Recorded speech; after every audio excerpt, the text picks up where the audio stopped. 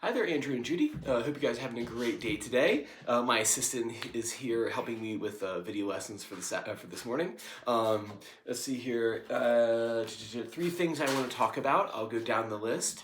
And if you have questions for me or my young assistant over here, feel free to shoot those on over and I will do my best to answer. So cool, let's get to it. So first thing is None Such. Awesome job, great work. I really appreciate your enthusiasm and how serious you're taking everything. So that does not go unnoticed, so good job on that. I wish I had your enthusiasm at your age. So when I was your age. So very good work. One thing we need to be very careful of is not going too quick through. Because there's teaching points for each one of these pieces and things build on one another. So I don't want you to go too far without me seeing you in person. The big thing with None Such, like I said, great work on that. You devoured that within the week. It's a fun piece to play. The really tricky thing with this one is, the teaching with this one is the importance of right hand fingerings. As we kind of go through further and further and we get more advanced, we want to make sure we're really cognizant or really aware of what right hand fingers we're using for each piece. You're showing off, buddy.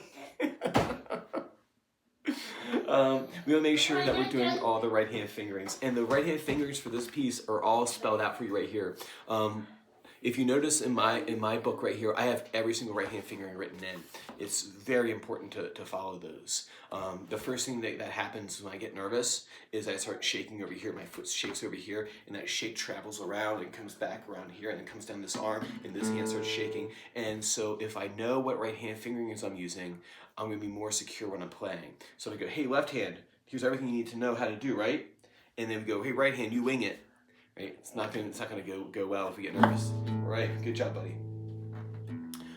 So we want to make sure we do these right hand. So number 1 is up here at the top, preparation for None Such.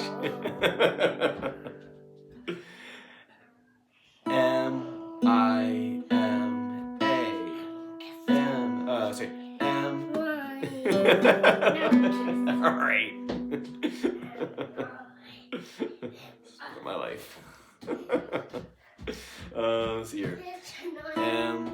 I say M-I-M-A is the number 1 up here on your page. Then you have M-I-M-I-A. So that number 1, where does that pop up at? Number 1 right here is this measure right here, is measure 3. So it's literally this one is this right hand pattern here. So that's the right hand pattern you should be using for the 3rd measure. Where does number 2 pop up? So number 2 is this. It goes M-I-M-I-A. That is the 2nd measure right here, 2nd complete measure. So that's the right hand finger you should be doing there. And anytime you see that pattern, this rhythmic pattern here, that's the one you should be using. So you see this here, it's the same thing here, same thing here. So that's the right hand pattern you use for this. And then the right hand pattern you use for the first example right here is all these measures right here. So this one here, and this one here. It's all the same, right? Because we want to make the right hand pattern memorable, easy to play, and what else? And not harmful to your playing, right? You don't want to make it so complex that you can't remember the right hand pattern. So that's why you want to do the same consistent right hand pattern throughout this entire thing. Parafly. That's right, parafly. I said better myself. And number 3 right here, you have A-M-I-M-A, and then M-I-M-I. Where does that one pop up at? That first part right there is this one right here. So it's these 2 put together right here, right? So be sure to do these right hand patterns because they are the right hand patterns you can use in this piece right here. Cool. Do those right hand patterns for me for None Such and the preparations, because like I said, they're super important. Next thing is book two arpeggios that you sent to read. Thank you for sending me over your technical exercises. Remember, classical guitar is one part technical exercises and one part, or another part musicality, right? So we have to sing our parts, but you also have the technical ability to play the parts. So it sounded really nice. Your arpeggio, your right hand is actually looking quite nice. The issue was not in your right hand for the arpeggios. Ironically enough, it was actually your left hand. So when you play these patterns here, you would play, and then Tsukiji.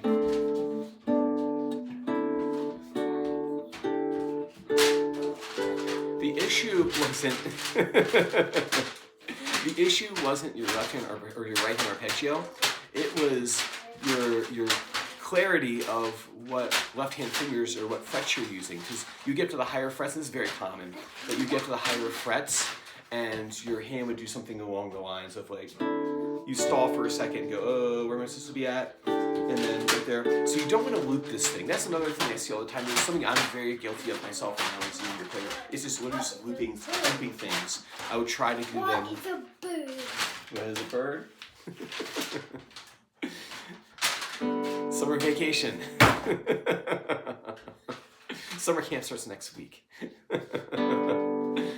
So you want to make sure when you're playing these that you don't just do this. Ooh, whoops, keep on going. Ooh, whoops. You know, I would find a spot where I have trouble at, say this right here, and just go back and forth between these two.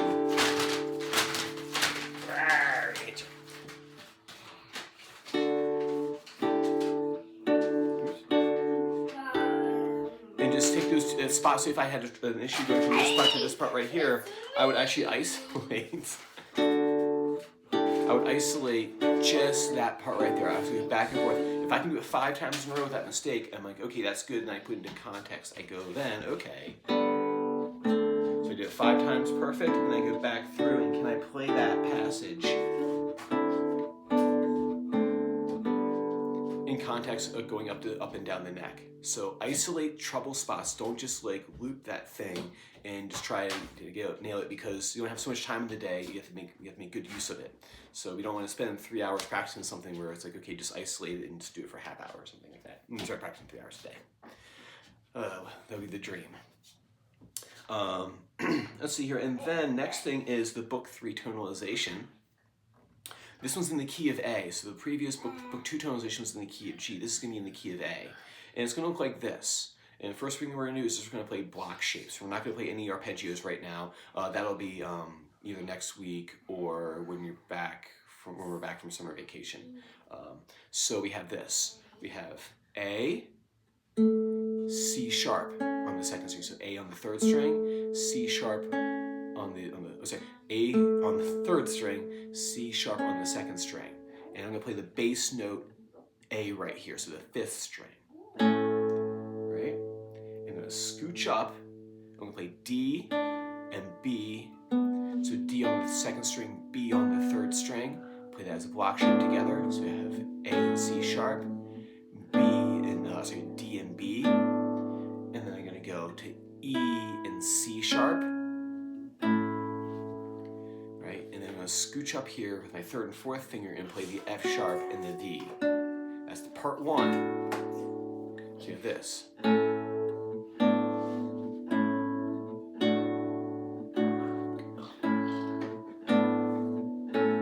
Just like that right there.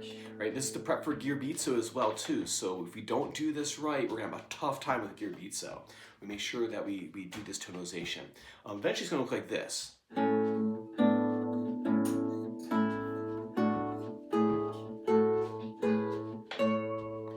Do our right hand we'll do our book 3 arpeggios.